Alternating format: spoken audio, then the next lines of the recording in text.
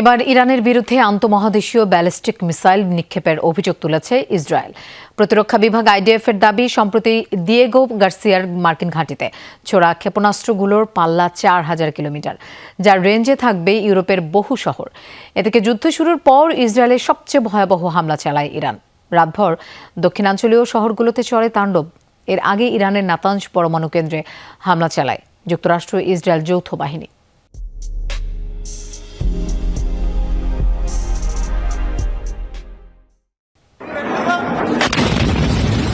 কয়েক স্তরের আকাশ প্রতিরক্ষা ব্যবস্থা ভেদ করে সরাসরি ইসরায়েলে ইরানি ক্ষেপণাস্ত্রের আঘাত হানার দৃশ্য এটি। মুহূর্তেই অগ্নিগর্ভ হয়ে ওঠে পুরো এলাকা।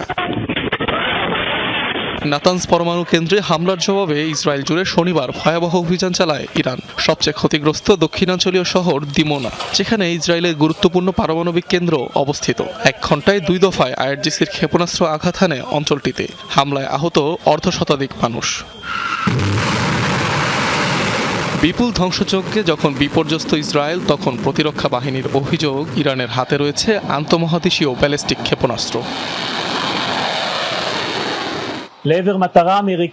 গতকালই ইরান দিয়েগো গার্সিয়া দ্বীপ লক্ষ্য করে ৪,০০০ কিলোমিটার পাল্লার একটি ২ পর্যায়ের আন্তঃমহাদেশীয় ব্যালিস্টিক ক্ষেপণাস্ত্র ছুড়েছে। এই ক্ষেপণাস্ত্রগুলো ইসরায়েলে আঘাত হানার উদ্দেশ্যে ছোড়া হয়নি। ইউরোপের রাজধানী যেমন বার্লিন, প্যারিস ও রোম সবই এগুলোর আওতাধীন। দক্ষিণাঞ্চলের আরেক শহর আরাদেও হয়েছে মুহুর্মুহু হামলা। একাধিক আবাসিক ভবন ক্ষতিগ্রস্ত হয় ইরানের ক্ষেপণাস্ত্রের আঘাতে। ড্রোন ফুটেজে ধরা পড়ে ভয়াবহ সেই দৃশ্য। এছাড়াও ইলাত, বীরশেবা ও কিরিয়াত গাত শহরের বিভিন্ন সামরিক স্থাপনায় টার্গেট করে হামলা চালায় আইআরজিসি। এসব হামলায় ২০০-রও বেশি মানুষ নিহতের দাবি করেছে তেহরান। আমি বাসিন্দাদের শক্তি ও ভরসা যোগাতে এসেছি। তারা যতই আমাদের ক্ষতি করার চেষ্টা করুক না কেন, ইসরায়েলের নাগরিকরা অনেক দৃঢ়। এটা একটা যুদ্ধ। বিজয় অর্জনের জন্য আমাদের হামলা চালিয়ে যেতে হবে।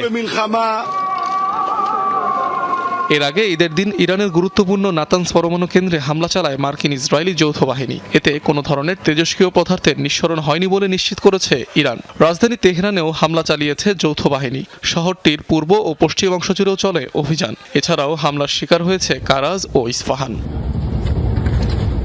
অনিক রহমান, যমুনা নিউজ।